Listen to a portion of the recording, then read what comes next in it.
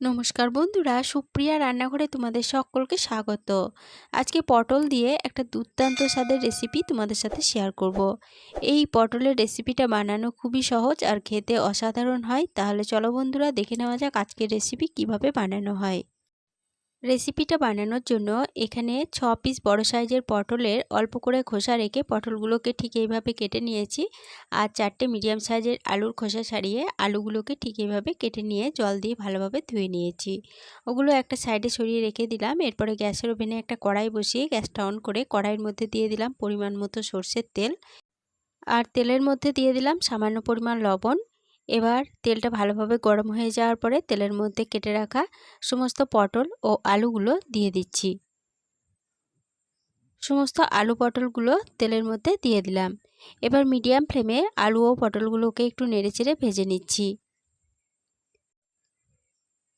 আলু পটলগুলোকে একটু নেড়েচেড়ে ভেজে নেওয়ার পরে এর মধ্যে একটা ঢাকা দিয়ে দিচ্ছি। ঢাকা দিয়ে আলু পটলগুলোকে বেশ কিছুক্ষণের জন্য ভাজা হতে দেব।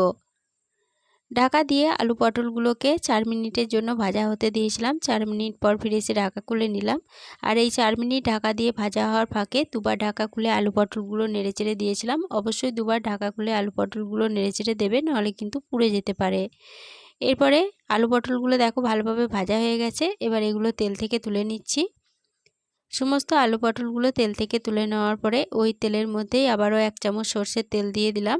ফোড়নের জন্য দিলাম 1/2 চামচ 5 ফোড়ন, একটা গোটা শুকনো লঙ্কা। এবার এই ফোড়নগুলো ভালোভাবে ভেজে নেব। ফোড়নগুলো ভালোভাবে ভেজে নেওয়ার পর ফোড়ন থেকে যখন সুন্দর গন্ধ বেরোতে শুরু করে দিয়েছে, তখন তেলের মধ্যে দিয়ে দিচ্ছি পেঁয়াজ কুচি। এখানে দুটো বড় সাইজের পেঁয়াজকে ঠিক এইভাবে লম্বা করে কুচি করে জল দিয়ে ধুয়ে রেখেছিলাম। পেঁয়াজ কুচিগুলো দিয়ে দিলাম। এবার মিডিয়াম ফ্লেমে পেঁয়াজ কুচিগুলোকে একটু সময় ধরে নেড়েচেড়ে ভেজে নেব। বেশ কিছুক্ষণ সময় ধরে পেঁয়াজগুলোকে নেড়েচেড়ে ভেজে নিলাম। পেঁয়াজগুলো দেখো বেশ লালচে করে ভাজা হয়ে গেছে। এবার এর মধ্যে দিয়ে দিচ্ছি 1 চামচ রসুন বাটা আর 1 চামচ কাঁচা লঙ্কা ও আদা বাটা। এবার মিডিয়াম ফ্লেমে এগুলোকে একটু নেড়েচেড়ে কষিয়ে নিচ্ছি। মিডিয়াম ফ্লেমে আদা রসুন বাটাটাকে 1 মিনিট মতো নেড়ে কষিয়ে নেওয়ার পরে আদা রসুন থেকে যখন হালকা একটু গন্ধ চলে গেছে, তখন এর মধ্যে দিয়ে দিলাম একটা মিডিয়াম সাইজের টমেটো কুচি। দিয়ে দিচ্ছি 1/2 চামচ জিরে গুঁড়ো, 1/2 চামচ ধনে গুঁড়ো, কালারের জন্য দিচ্ছি সামান্য পরিমাণ কাশ্মীরি লঙ্কা গুঁড়ো, 1/2 চামচ হলুদ গুঁড়ো আর সামান্য পরিমাণ জল দিয়ে দিলাম।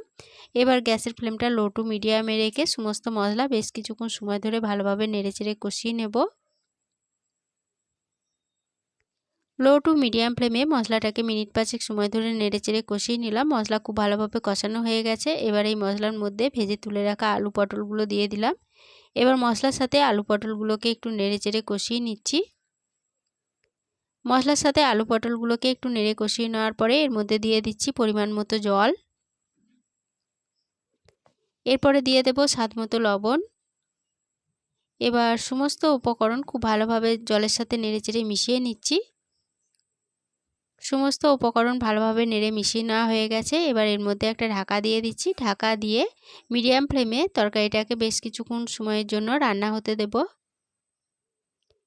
মিডিয়াম ফ্লেমে আলু পটলটাকে 5 মিনিটের জন্য রান্না হতে দিয়েছিলাম। 5 মিনিট পর ফিরে এসে ঢাকা খুলে নিলাম। এরপরে তরকারিটা ভালোভাবে নেড়েচেড়ে নিয়ে তরকারির আলুগুলো ভালো মতো সিদ্ধ হয়েছে কিনা এবার চেক করে নিচ্ছি। তরকারির আলুগুলো খুব ভালোভাবে সিদ্ধ হয়ে গেছে। এবার এই তরকারির মধ্যে দিয়ে দিচ্ছি সামান্য পরিমাণ গরম মশলার গুঁড়ো। গরম মশলার গুঁড়ো তরকারির সাথে ভালোভাবে নেড়েচেড়ে মিশিয়ে নিলাম। এরপরে গ্যাসের ফ্লেম বন্ধ করে দিয়ে তরকারিটা ঢাকা দিয়ে আরও 5 মিনিটের জন্য স্ট্যান্ডিং টাইমে রেখে দিয়েছিলাম। 5 মিনিট পর ফিরে এসে ঢাকা খুলে নিলাম।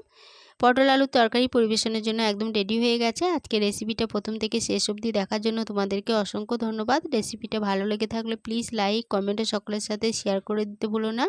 নতুন বন্ধু হয়ে থাকলে চ্যানেলটা সাবস্ক্রাইব করে পাশে থেকো। আজকে রেসিপিটা এই পর্যন্তই ছিল। ফিরে আসবো আবার নতুন কোনো রেসিপি নিয়ে।